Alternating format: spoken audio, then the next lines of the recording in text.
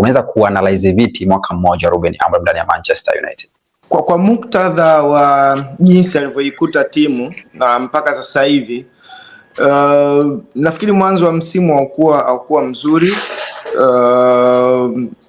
kwa sababu haitakiwa aanze kupimwa kuanzia msimu huu.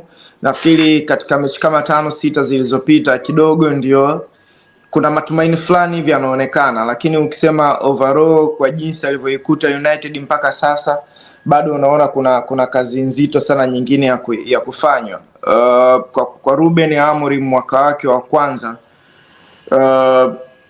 unaweza kusema kwamba personally nafikiri sijaona maboresho makubwa sana, na ukiniambia nina confidence ya kutosha sana kwamba kutakuwa na mabadiliko zaidi ya hapo, kidogo natakiwa unishawishi sana kweli kweli mpaka niamini hivyo.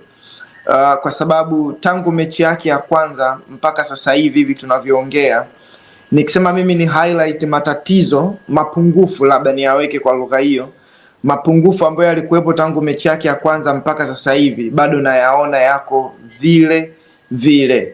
Ni mapungufu ambayo yanajionyesha kabisa wazi wazi, pengine hayahitaji mchambuzi wa level kubwa sana kuyaona.